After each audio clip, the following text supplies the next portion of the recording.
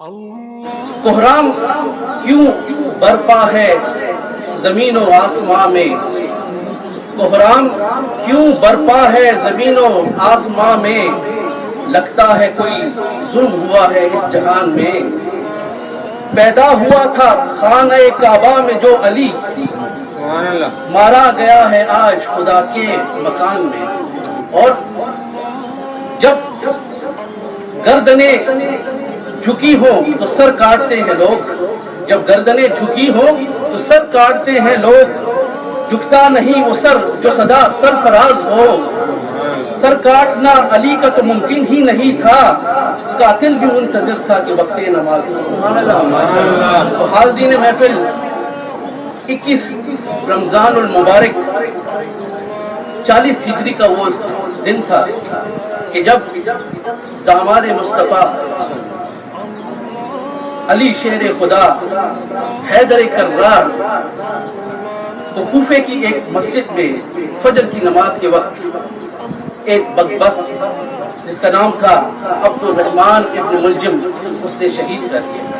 اب یہاں پہ جو میں باریک نقطہ اٹھانا چاہوں گا، آپ کی سماعتوں کی نظر کرنا چاہوں گا کہ جس شخص نے اس جرم کا ارتکاب کیا اس کا نام تھا عبد الرحمن، یعنی کہ وہ کہتا تھا کہ مجھے اس نام سے پکارو کہ میں رحمان کا عبد ہوں۔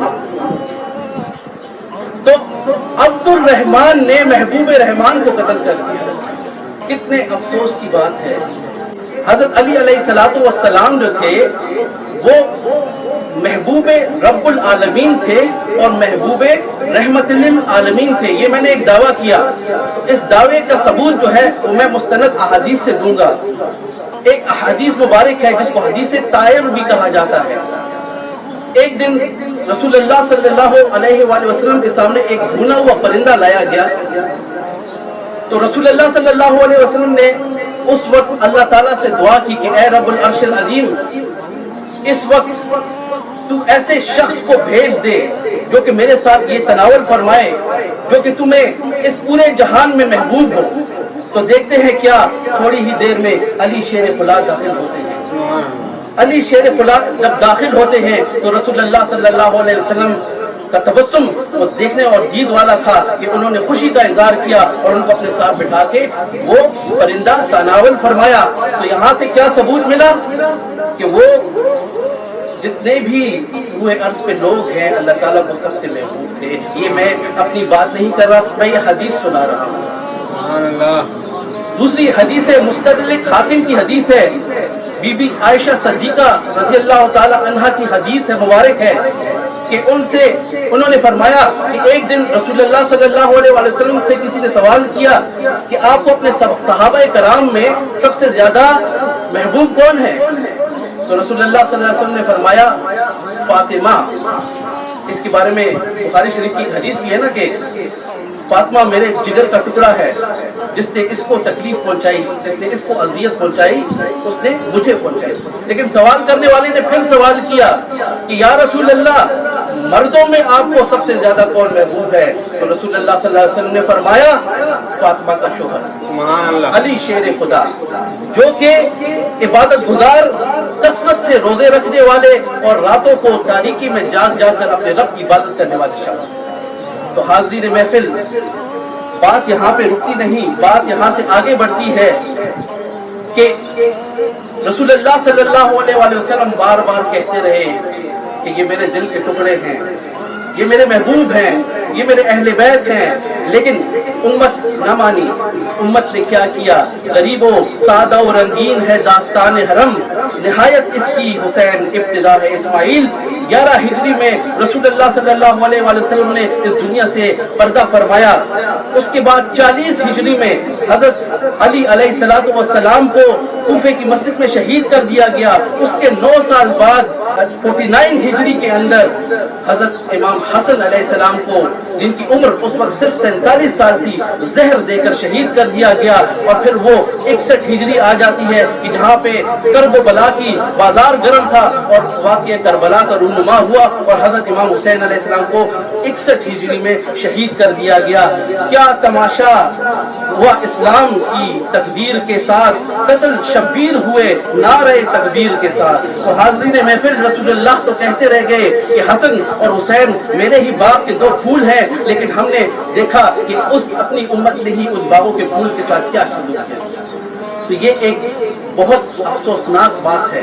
और सबसे बड़ी बात यह है कि मैं डंके की चोट पे कहना चाहता हूँ कि कत्ल करने वालों ने तो कत्ल कर दिया, लेकिन वो आज भी जिंदा है। और जिंदा क्यों ना हो, इन्ना शानियतहुल अब्तर के बेशक नबी करीम रऊफ रहीम सल्लल्लाहु अलैहि वसल्लम के दुश्मन ही बेनस्ल और बेनाम निशान रहे। फलसफे अली को समझने के लिए हमें कुरान और हदीस की तरफ रुजू करना पड़ेगा। हाज़रीन महफिल, इस मकाम पे एक बात मैं आपके गोशगुजार करना चाहूँगा, आपके जहनों को मुअत्तल करना चाहूँगा और आपको वो हदीस याद दिलाना चाहूँगा जो कि उम्मे सलमा है, जो कि उम्मुल मोमिनीन सैयदा सलमा अलैहिस्सलातु वस्सलाम की एक बहुत मुजर्रब किस्म की हदीस है। उन्होंने फरमाया, क्या फरमाया कि एक दिन मैंने खुद रसूलुल्लाह सल्लल्लाहु अलैहि वसल्लम से सुना कि कुरान और अली साथ साथ है, कुरान अली के साथ है और अली कुरान के साथ है, और ये दोनों साथ साथ तक क़यामत के दिन तक रहेंगे। और यहाँ से एक वक्त आएगा कि जब हौज़ कौसर में दोनों मुझसे आके मिलेंगे। तो अली कुरान वाला है और कुरान अली के साथ है। लेकिन हाज़रीन महफिल, बड़े अफसोस से कहना पड़ता है कि ये सब कुछ जो है हम भूल जाते हैं, हम अपने जहनों में ये बातें भूल जाते हैं। हालांकि ये ऐसी बातें हैं जो कि हमारे ईमान का तकाजा है। ईमान का तकाजा ऐसे है, इस दकीक बात को समझाने के लिए मैं वो आयत आपके सामने तिलावत करना चाहूंगा कि अल्लाह रब्बुल अर्शिल अज़ीम ने कुरान शरीफ में क्या फरमाया, अन्नबिय्यु औला बिल मुमिनीन मिन अनफुसिहिम, यानी कि जो लोग मोमिनीन हैं, जो लोग अपने आप को मोमिन समझते हैं, उनके ऊपर सबसे ज्यादा जो हक है वो नबी करीम सल्लल्लाहु अलैहि वसल्लम। जो शख्स अपने आप को मोमिन समझता है, मैं मोमिनों से मुखातिब बोलता है, जो अपने आप को मोमिन समझता है तो कुरान के मुताबिक सबसे ज्यादा उसके ऊपर जो हक है वो नबी करीम सल्लल्लाहु अलैहि वसल्लम का है। और नबी करीम ने क्या फरमाया कि वो शख्स ईमान वाला हो ही नहीं सकता कि जब तक उसका वालिद, उसकी औलाद और सब लोगों से ज्यादा मैं उसकी अजीज ना हूँ। तो नबी करीम रऊफ रहीम की जान कौन है? ये अहले बैत है। रसूल अल्लाह की जान कौन है?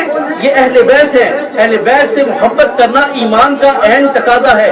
और मोमिनीन से मुखातिब होता है बात कहता हूँ, अपने ज़हन नशीन कर दे कि हुब्बे अली जो है वो दीन और ईमान का एक तकाजा है। हुब्बे अली की जो मोहब्बत है वो ऐन बयान ही दीन और ईमान का एक तकाजा है, क्योंकि कोई शख्स उस वक्त तक ईमान वाला हो ही नहीं सकता जब तक कि वो अली से मोहब्बत ना करे। ये मैं नहीं कह रहा, ये मैं नहीं कह रहा, ये नबी करीम रऊफ रहीम सल्लल्लाहु अलैहि वसल्लम फरमा रहे हैं। सही मुस्लिम की मुस्तनद हदीस है, हज़रत अली अलैहिस्सलातु वस्सलाम फरमाते हैं कि उस ज़ात की कसम जिसके दाने को फाड़ के और रूह को तख्लीक किया, नबी उम्मी सल्लल्लाहु अलैहि वसल्लम ने मुझे बता दिया कि मेरे साथ मोमिन के सिवा कोई मोहब्बत नहीं करेगा और मुनाफिक के सिवा कोई बुग़्ज़ नहीं रहेगा। तो ये एक मयार हमारे सामने आ गया है हमारी जिंदगियों में कि नबी करीम रऊफ रहीम सल्लल्लाहु अलैहि वसल्लम ने फरमा दिया है, हमें पहले से ही आगाह कर दिया है कि जो शख्स अपने आप को मोमिन समझता है तो वो अली से मोहब्बत करेगा, और जो अली से बुग़्ज़ रखता है तो वो पक्का मुनाफिक है। मैं आपके सामने कुरान की वो आयत पेश करना चाहूंगा जिसको कहते हैं आयत तत्हीर।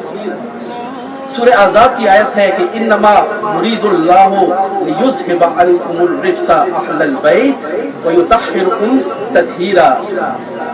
बस अल्लाह यही चाहता है कि ए रसूल के अहले बैत तुमसे हर किस्म की गुनाह मैल दूर कर दे और से पाक करके तुम्हें तहारत बख्श दे। इसी ज़िमन में मैं आपको एक हदीस सुनाना चाहूंगा जो कि इसकी सपोर्टिव हदीस सही मुस्लिम की हदीस है।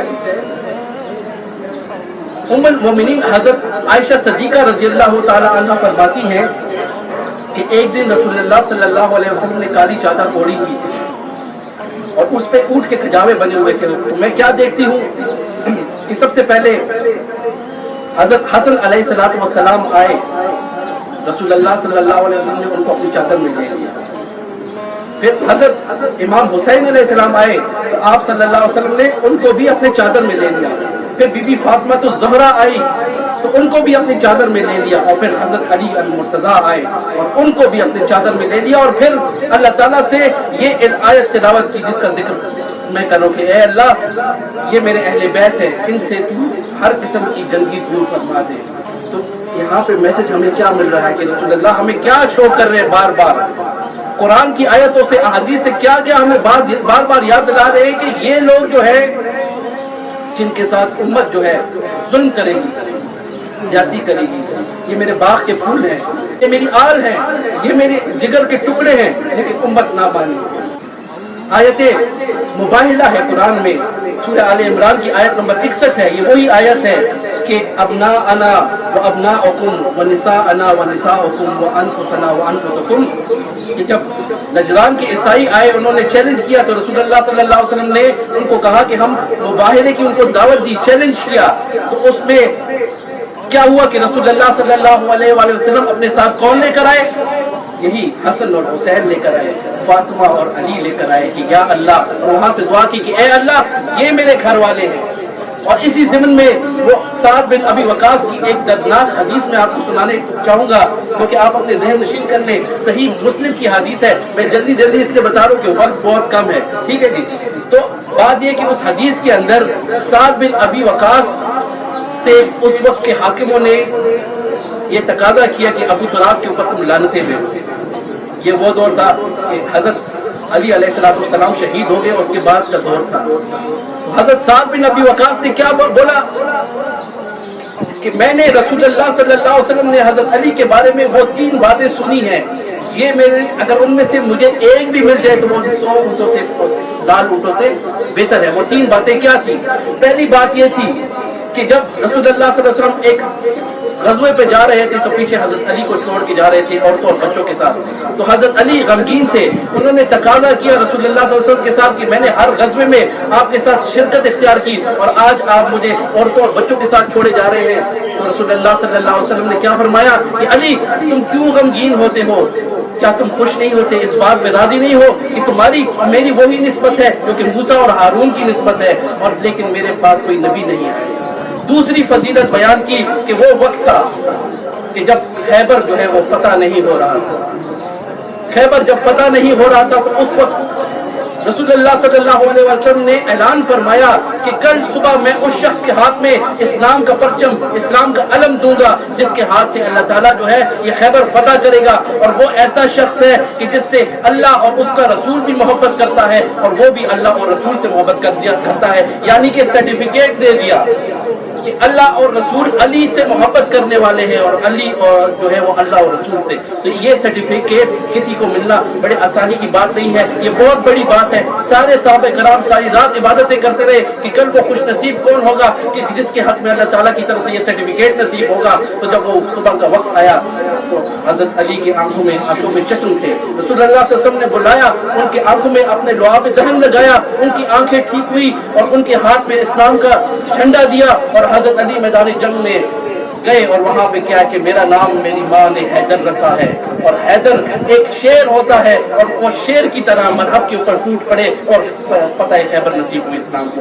تیسری فضیلت کون سی ہے؟ وہ یہی ہے جس کی آیت میں نے آپ کو تھوڑی دیر پہلے سنائی ہے. جب رسول اللہ صلی اللہ علیہ وسلم نے نجران کے عیسائیوں کو ایک چیلنج دیا تو اپنے ساتھ جو لے کر آئے گھر والے, اپنے بیٹے اپنی بیٹیاں, گھر والے کون تھے؟ یہی علی اور یہی فاطمہ, یہی حسن اور یہی حسین تھے. تو حاضرین محفل, یہ میں آپ کو مستند احادیث سنا رہا ہوں. اب جو آخری آیت میں سنانا چاہتا ہوں وہ یہ ہے آیت مودت جس کو کہتے ہیں. قل لا اسألکم علیہ اجرا الا المودۃ فی القربى، کہتے کہ میں اس تبلیغ پر تم سے کوئی اجرت نہیں مانگتا، لیکن اپنی قرابت داری کا آپ سے محبت کا طلبگار ہوں، یعنی میرے جو قرابت دار ہے، جو میرے اہل بیت ہے، میرے جو قریبی لوگ ہیں، میں آپ سے اس کے بارے میں کوئی اپنی امت سے اجرت نہیں مانگتا، صرف ایک چیز مانگتا ہوں کہ میرے اہل بیت کے ساتھ محبت کرنا۔ اور اس کی جو سب سے بڑی دلیل ہے، اس کی جو سب سے بڑی تفسیر ہے، وہ پہلے خلیفۃ المومنین حضرت ابوبکر صدیق رضی اللہ تعالیٰ عنہ کا وہ قول ہے جو کہ صحیح بخاری شریف میں درج ہے، جس میں انہوں نے فرمایا کہ رسول اللہ صلی اللہ علیہ وآلہ وسلم کی محبت کو، ان کے قرب کو اہل بیت کی محبت میں تلاش کرو۔ تو جس نے ہم میں سے رسول اللہ کی قربت اور ان کی محبت کو تلاش کرنا ہے، تو ہم نے اپنا تعلق اہل بیت کے ساتھ قائم رکھنا ہے اور ان کے ساتھ محبت کا اظہار کرنا ہے۔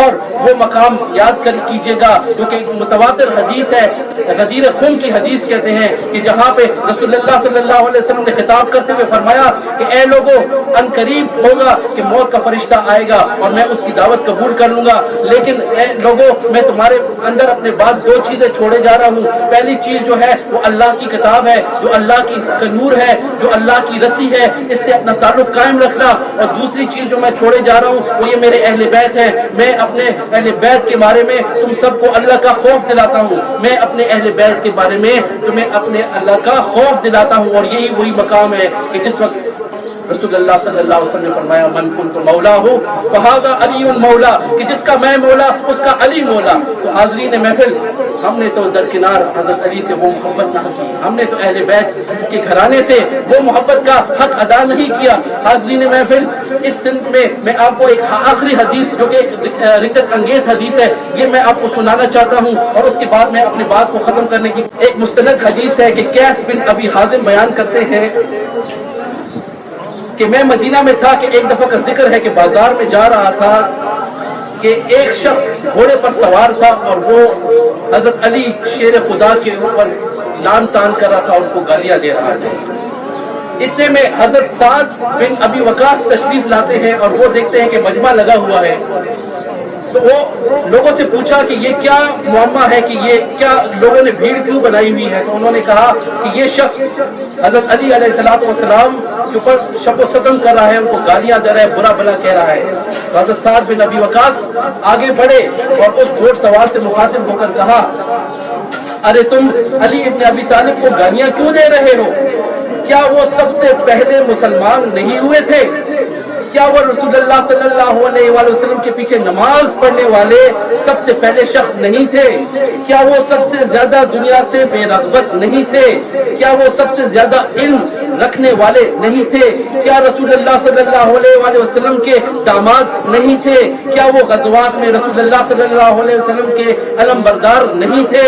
اس کے بعد حضرت سعد نے قبلہ رخ ہو کر ہاتھ بلند کیے اور یہ دعا مانگی کہ اے اللہ، یہ شخص تیرے ایک ولی کو گالی دے رہا ہے، یا اللہ یہ مجمع ختم ہونے سے پہلے تو اپنی قدرت کا کرشمہ دکھا دے، اور اللہ تیرے ولی کو گالی دینے والے کا انجام اپنی آنکھوں سے لوگ دیکھ لیں۔ حضرت قیس کہتے ہیں کہ خدا کی قسم ہم ابھی وہاں سے ہٹے نہیں تھے کہ اس سواری، اس جو شخص جو گالیاں دے رہا تھا اس کی سواری جو تھی وہ بد کی، اور وہ شخص زمین بوس ہوا، اس کا سر پتھر سے لگا خون و خون ہو گیا، اور وہ شخص جو ہے عبرتناک اس کو موت آ گئی۔ تو حاضرین محفل، یہاں پہ جو بات میں بڑے دقیق انداز میں آپ کو سمجھانا چاہتا ہوں کہ یہ نبی کے گھر والے ہیں۔ نبی نے بار بار ہر حدیث میں انبار لگے ہوئے احادیث کی آیتیں بڑی ہیں قرآن کی کہ اہل بیت سے اپنے تعلق اور محبت کا تقاضا پورا کرنا ہے۔ اگر ہم پورا نہیں کریں گے تو ہم رسول اللہ کو ناراض کریں گے، اور اگر ہم رسول اللہ کو ناراض کریں گے تو قرآن کیا کہتا ہے؟ ان الذین یؤذون اللہ ورسولہ لعنهم اللہ فی الدنیا والآخرہ واعد لهم عذاب مہین، کہ جو شخص اللہ اور اس کے رسول کو اذیت دیتا ہے، جو شخص اللہ اور اس کے رسول کو تکلیف دیتا ہے، تو اللہ تعالیٰ اس پہ اس دنیا میں بھی لعنت بھیجتے ہیں اور آخرت میں بھی لعنت بھیجیں گے، اور اس کے لیے دردناک عذاب تیار کر رکھا ہے۔ اور آخری حدیث، ہم نے ہوش کے ناخن لینے ہیں۔ اگر ہم نے اپنا تعلق اہل بیت کے ساتھ قائم نہ کیا تو میں آپ کو وہ آخری حدیث سناؤں گا جو کہ ایک دقت انگیز حدیث ہے۔ یہ مستدرک حاکم کی حدیث ہے۔ رسول اللہ صلی اللہ علیہ وسلم نے فرمایا اگر کوئی شخص ساری زندگی خانہ کعبہ کے اندر نمازیں پڑھتا رہا، روزے رکھتا رہا مگر اس حال میں مرا کہ وہ اس کے دل میں ہم اہل بیت کا بغض ہوا، تو محمد رسول اللہ اس ذات کی قسم کھاتا ہے جس کے قبر قدرت میں ہم سب کی جان ہے کہ ایسا شخص ضرور جہنم رسید ہوگا۔ تو حاضرین محفل، اگر ہم نے قیامت کے دن رسول اللہ کی شفاعت حاصل کرنی ہے تو ہم نے اپنا تعلق اہل بیت کے ساتھ جوڑ کر رکھنا ہے، ہم نے ان کے ساتھ محبت اور عقیدت کا رشتہ قائم کر کے رکھنا ہے، کیونکہ اگر قائم نہیں رکھیں گے تو یقیناً ہم جو ہے کامیاب نہیں ہوں گے بلکہ ناکامی ہمارا مقدر ہوگی۔ وما علینا الا البلاغ المبین۔